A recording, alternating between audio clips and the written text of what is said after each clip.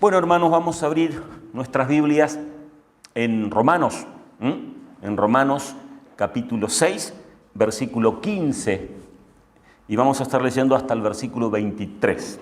Romanos 6, 15 al 23, que dice: ¿qué pues pecaremos porque no estamos bajo la ley, sino bajo la gracia?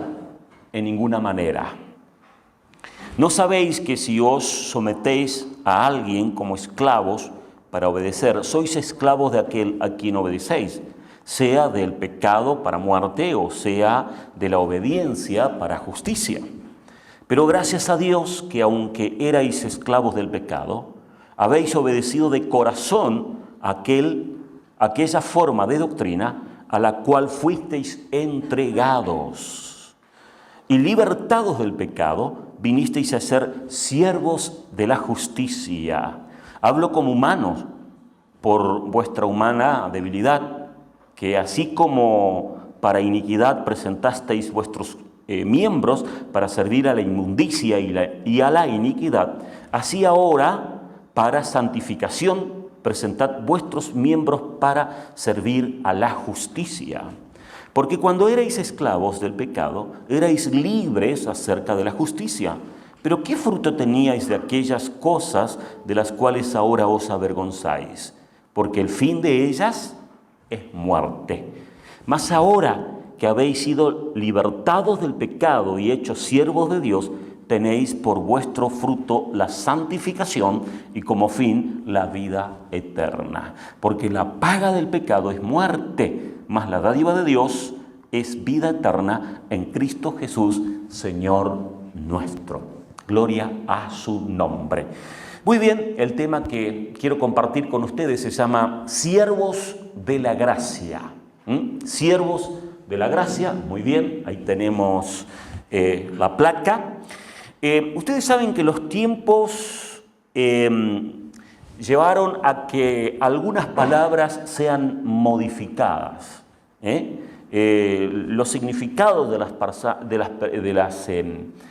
palabras han sufrido o sufren modificaciones. Por ejemplo, ya lo hemos dicho, en oportunidades la palabra creer, por ejemplo, en la Biblia es muy categórica. Cree en el Señor Jesucristo y serás salvo tú y tu casa. Y el creer en la Biblia es acción. Sin embargo, hoy día es como que esa palabra está un poco diluida, ¿no? O desfigurada, porque decimos, creo que va a llover, como un suponer, o creo que el que pasó ahí es fulano, etcétera, o creo que va a ser frío, ¿no? Y así también la palabra siervo. La palabra siervo en la Biblia es muy profunda, porque la palabra siervo en el original es doulos, y doulos es esclavo. Y de pronto hoy día se habla como que siervo, como que tiene una relevancia más importante. Y siervo significa esclavo. Y el apóstol Pablo tenía en cuenta esto. Desde el mismo momento que el apóstol Pablo tuvo un encuentro personal con Jesús, lo vemos el relato allí en Hechos capítulo 9, en donde él dice Señor, en donde él dice Kyrios, ¿qué debo hacer? ¿No? Es decir, queriendo decir, aquí está este doulos, aquí está este esclavo, te pido, rey, te pido Kyrios, ¿no? ¿Qué es lo que debo hacer? A partir de ahí, él tenía muy en claro lo que significaba precisamente esta palabra. Así que, hermanos, quiero compartir con ustedes lo que tiene que ver de ser siervos, pero estamos en una dimensión tan particular que tiene que ver con la gracia, ¿no? Somos salvos por la gracia, no por obras, sino por gracia. Pero también tenemos la distinción de poder servir a Dios. Y esa es una gracia. Dios ha derramado una gracia especial en su vida. Usted tiene la libertad en servir a ese Dios, ¿no? Según lo que Dios ha puesto por su infinita y gloriosa gracia que ha impartido en usted. Y esto es muy hermoso, poder entender y poder vivirlo y ponerlo en práctica también. Vamos a la otra placa y ahí vemos siervos de la gracia de Dios. Allí en primer lugar dice principios del siervo. ¿Cuál es el principio del siervo? Servir únicamente a un solo amo. Se entendía perfectamente que el siervo o el esclavo se debía a su amo. Él no podía decir de pronto voy a trabajar hasta las 5 de la tarde y luego voy a hacer unas horitas en otro lugar. Era fusilado, ¿no? Él arriesgaba su vida cuando de pronto, de una manera exclusiva, no le servía a su amo o a su patrón. Y este concepto no era desconocido en la época bíblica, sino todo lo contrario. Y es por eso que quiero compartir con ustedes lo que encontramos en Mateo, ¿no? En el Evangelio, en Mateo capítulo 6, versículo 24. Mateo 6, 24 dice, ninguno puede servir a dos señores, porque o aborrecerá al uno y amará al otro, o estimará al uno y menospreciará al otro. No podéis servir a Dios y a las riquezas. Lo que Jesús decía acá no era algo nuevo, sino que este concepto lo tenían muy presente. Lo que el Señor dejaba como enseñanza fuerte de este versículo es la última parte, que dice, no podéis servir a Dios y a las riquezas. Esto no significa que no podés ser una persona próspera. Aquí tiene que ver quién es tu Kyrios, de quién sos el doulos, de quién sos el esclavo. Aquí la Biblia nos hace ver categóricamente, ¿no? Y de manera muy particular, en el párrafo que hemos leído en Romanos capítulo 6, que sí o sí tenemos que ser esclavos de alguien. Así sea del pecado o de la justicia, o siervos de la justicia. Y el llamado de Dios para con nosotros es que seamos siervos de la justicia. Dios quiere librarte a ti del pecado, de la maldición, ¿no? De la vida errática. Y es impresionante la descripción que hace el apóstol Pablo en Romanos capítulo 6, versículo 15 en adelante. Es como un compendio de alguna manera, ¿no? De cuál debe ser el comportamiento nuestro. Usted tiene esa opción.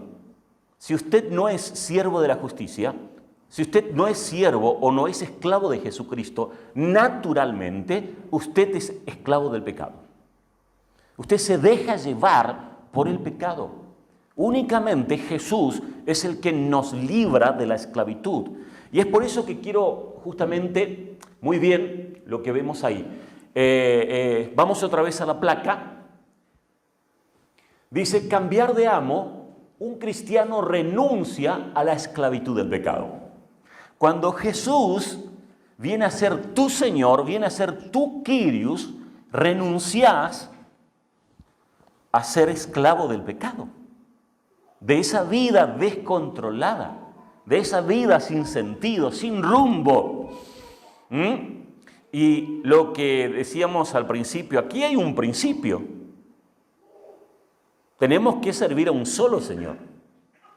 En la vida natural, en la época bíblica, era así. Y esto sigue siendo así. Como leíamos recientemente aquí en Mateo capítulo 6, versículo 24. Hermanos, tal vez usted dice, pero ¿y cómo es la cosa? ¿No se puede ser una persona próspera? ¿Por qué no? Lo importante es quién es tu Kyrios. Hablamos del Antiguo Testamento, hablamos de Abraham. Abraham era un hombre, dice la Biblia, un hombre riquísimo, pero su amo era Dios.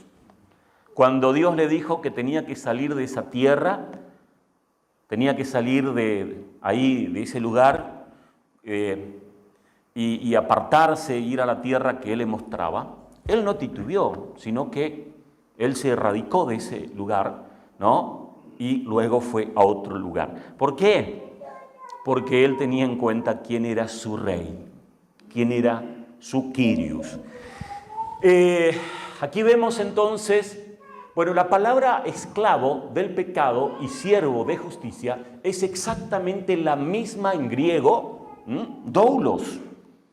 Y esto lo debemos entender con todas las letras. El Evangelio es sencillo, pero es profundo. Me acuerdo nuestros papás, nuestros abuelos, nuestros bisabuelos, cómo predicaban el Evangelio. Ese era un evangelio de fuego, era un evangelio, es decir, de Dios o el diablo. Ellos te hablaban, ¿no? ¿A quién le abrís la puerta de tu corazón, por ejemplo? Digamos, ¿sos de Dios o no sos de Dios? Es decir, no había término medio. Y es como que hoy día el mundo moderno como que quiere de alguna manera, actualizar todo esto, ¿no? O minimizar el hecho de que debemos decidirnos. Por cierto, ¿quién es nuestro Kyrios? Somos, insisto en decirles, somos esclavos del pecado o somos siervos de la justicia. Dice la palabra paga, en griego, opsonia, hace referencia al miserable sueldo que recibía un soldado romano a riesgo de perder su vida. De igual modo, nosotros recibimos la miserable paga del pecado. ¿Cuál es? La muerte. Y eso tiene que ver con lo que encontramos acá en el versículo 23 del párrafo que leímos. Dice, porque la paga del pecado es muerte, mas la dádiva de Dios es vida eterna en Cristo Jesús, Señor nuestro. Gloria a su nombre. Es decir, la paga, y ahí tenemos, dice la palabra dádiva, carisma, que en la época de los romanos era una restitución, un regalo inmerecido que recibía un soldado en ocasiones especiales.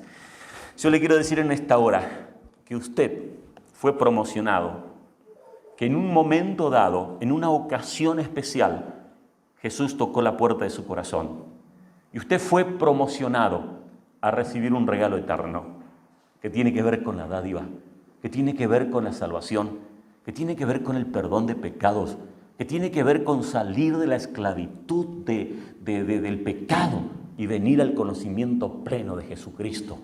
Por eso usted tiene que tomar esa decisión, ¿no? Y decir, yo soy siervo de la justicia, dejo de ser esclavo del pecado, dejo de ser esclavo de la vida desenfrenada. Y fíjense lo que dice el versículo 16 del párrafo que leímos hoy, de Romanos 6, 16. Dice, ¿no sabéis que si os sometéis a alguien como esclavos para obedecer, sois esclavos de aquel a quien obedecéis, sea del pecado para muerte o sea de la obediencia para justicia? En el versículo 19 dice, hablo como humano por vuestra humana debilidad, que así como para iniquidad presentasteis vuestros miembros para servir a la inmundicia y a la iniquidad, así ahora para santificación presentad vuestros miembros para servir a la justicia. ¡Wow! Dios tuvo gracia. Dios nos libró a nosotros de la esclavitud del pecado, ¿no? Que naturalmente nos lleva a la muerte y a la desesperación eterna. Dice la Biblia, si Dios con nosotros, ¿quién en contra? ¿Quién en contra? Dice, al cambiar de amo, ser un esclavo nuevo, describimos una nueva forma de vida, una nueva forma de comunicarnos con nuestro Señor. Sentimos por primera vez seguridad, protección, paz y esperanza. Es decir, siempre nosotros tenemos que ser esclavos. Así sea ser esclavo del pecado o ser esclavo de Jesús. Pero cuando nosotros somos esclavos de Jesús, que aquí la Biblia lo define como siervos de la justicia, ¿qué tenemos en primer lugar? Perdón de pecados. ¿Qué tenemos? Comunión con Dios, con el que hizo los cielos y la tierra. Tenemos paz en nuestros corazones. Tenemos gozo de Dios. Tenemos ganas y deseos profundos de vivir. Y por cierto, sentimos cielos abiertos para con nosotros. Así que vale la pena ser siervo de justicia y no esclavo del pecado, porque sabemos que ser esclavo del pecado es nocivo. Por cierto, es una vida sin sentido.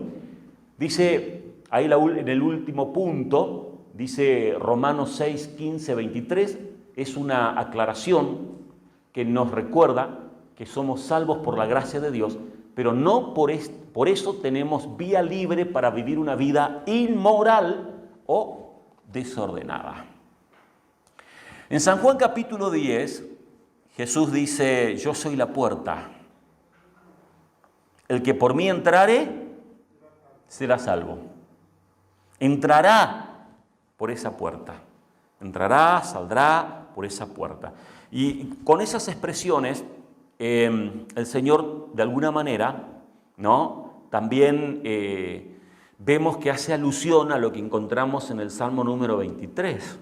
Salmo número 23 dice, Jehová es mi pastor, nada me faltará. Él nos conduce a lugares especiales, a prosperidad, a aguas frescas y a pastos tiernos. ¿Por qué? Porque Él tiene lo mejor para con nosotros. Dios tiene lo mejor para con tu vida. No te dejaré, dice la Biblia, no te dejaré ni te desampararé, sino todo lo contrario. No, Dios tiene lo mejor de lo mejor para con cada uno de nosotros. Vamos a la otra placa. Muy bien, ¿qué es la gracia? ¿Qué es la gracia de Dios? Es muy importante poder entender. La palabra gracia en el original es charis, ¿no? Y podemos comprender tres cosas muy importantes en cuanto a esta palabra, gracia. En primer lugar, Dios como dador de la gracia. Es decir, Dios es aquel que tiene la disposición en bendecirnos. Dice la Biblia que Dios tiene pensamientos de bien y no de mal para ti. La gracia, en primer lugar, a ser salvos, pero también la gracia en poder servirle, en poder servir a Dios. Hay una distinción, hay un llamado de parte de Dios a cumplir una función en la iglesia. Es una gracia que he recibido yo, una gracia especial que ha recibido usted de poder trabajar para el Rey de Reyes y Señor de Señores, con plena libertad y con su unción y también con su respaldo, así como Él lo sabe hacer con gloria y con bendición. Vamos ahora a Oseas capítulo 14, versículo 4, Oseas 14, 4, y ahí vemos realmente cómo Dios tiene lo mejor para con nosotros.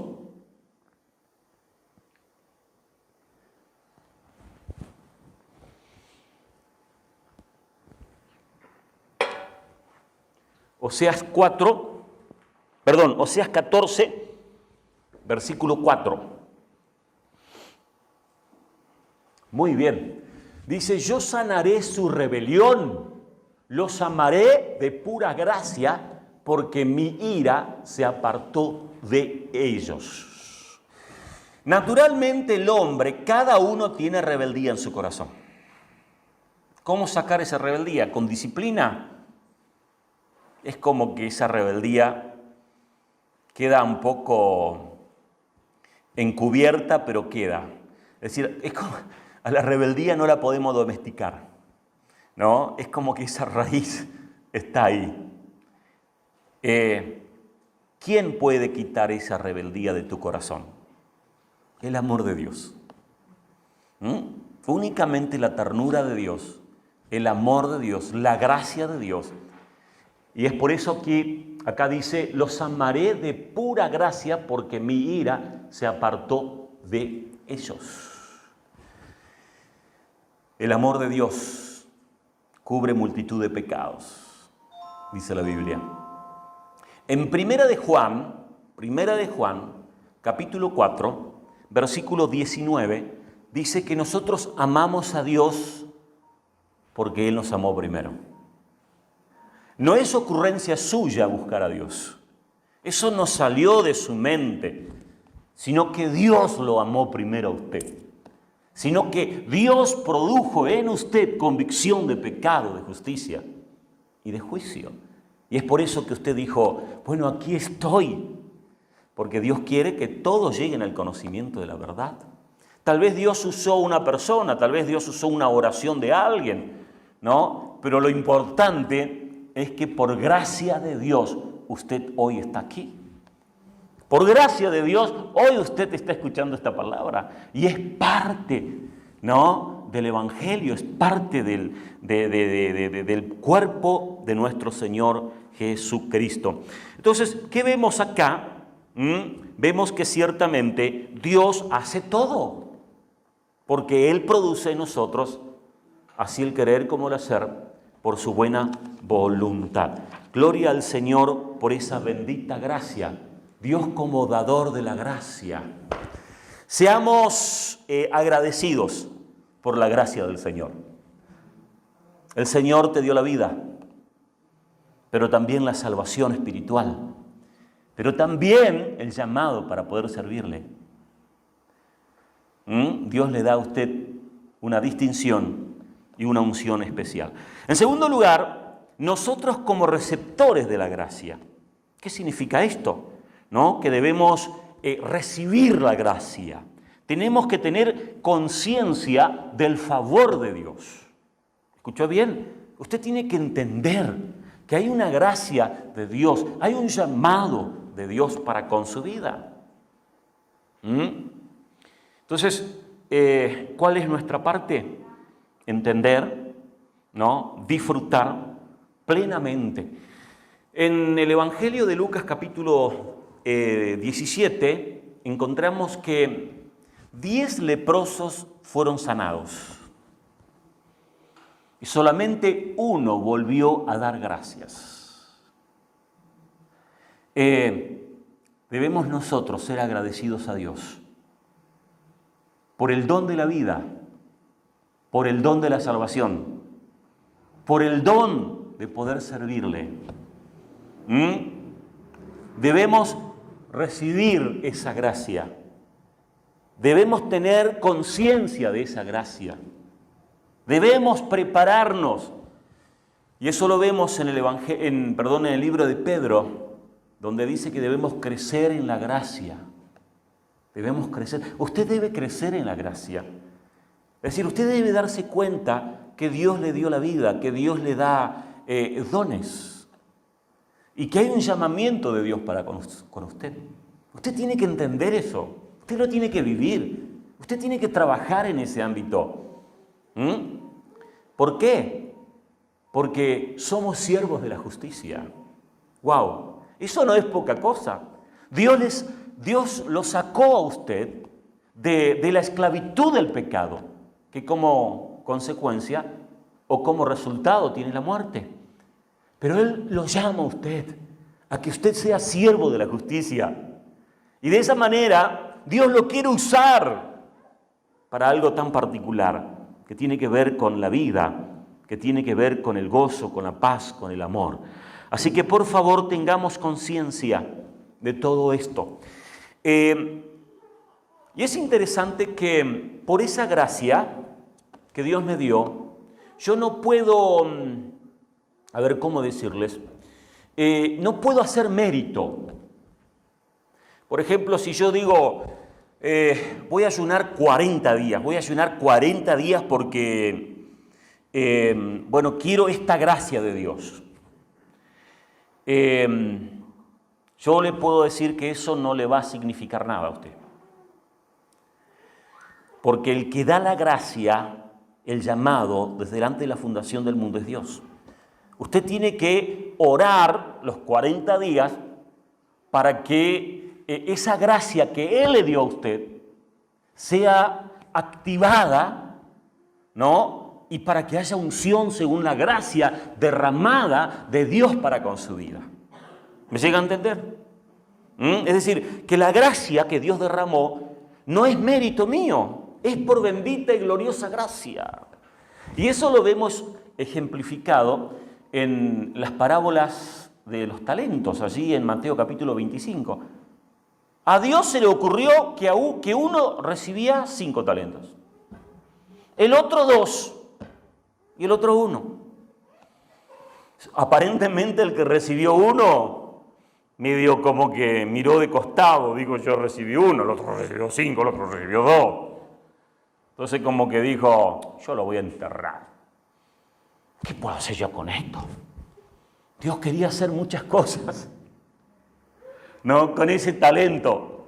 Entonces nos damos cuenta, hermanos, que lo establecido por Dios, establecido está. Gloria a su nombre.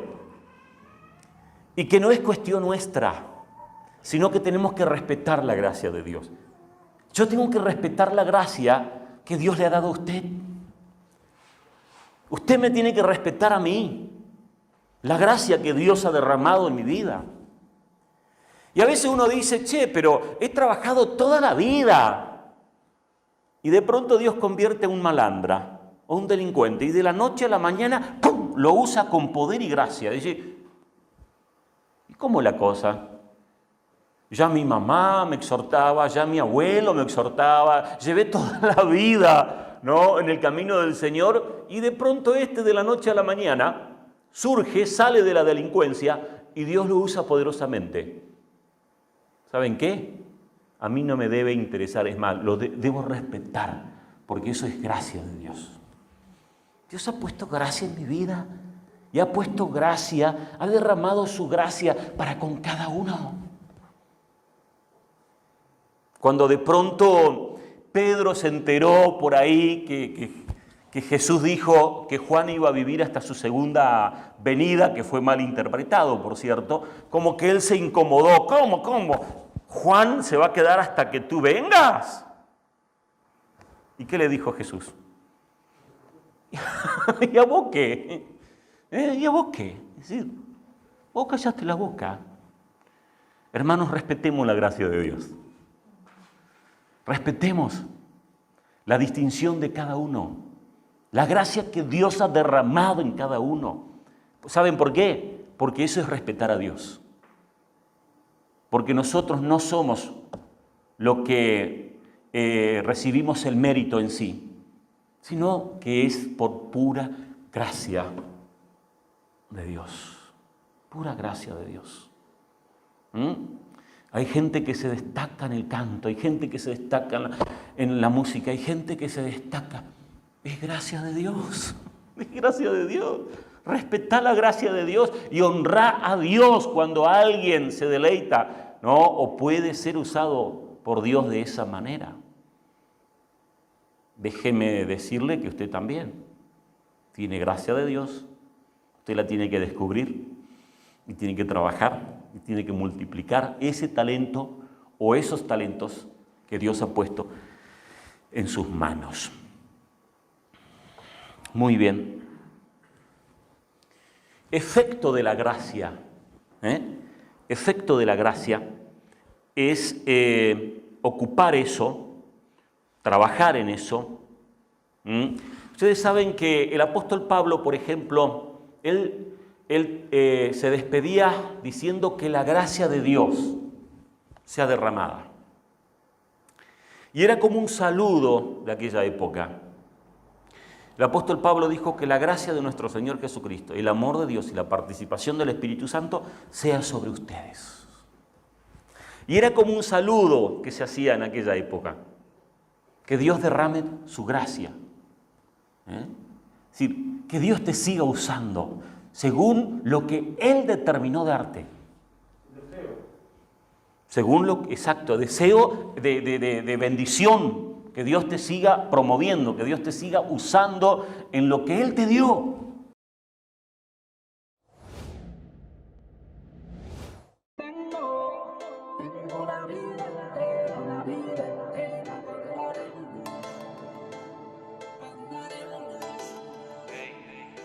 Discúlpeme si no tengo Jordan ni tampoco Yeezy.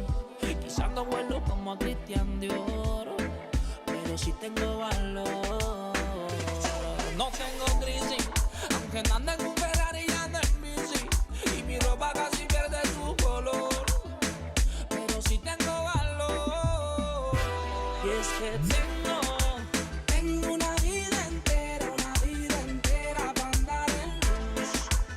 No tengo un Panamera y la billetera me daba el bus. Y no es que no quisiera, si me prosperan lo sabes tú. Que aunque todo tuviera, no tengo nada sin mi Jesús. No tengo nada sin mi Jesús. No tengo nada. Oye la rola, no tengo un Rolex que me dé la hora, ni ropa de un gran diseñador, pero sí tengo valor. Y sin desprecio, no importa que afuera tenga precio, como una marca desde el exterior, y que no tenga valor. Y es que tengo una vida entera para andar en luz. No tengo un Panamera y la billetera me daba el bus. Y no es que no quisiera, si me prosperan lo sabes tú.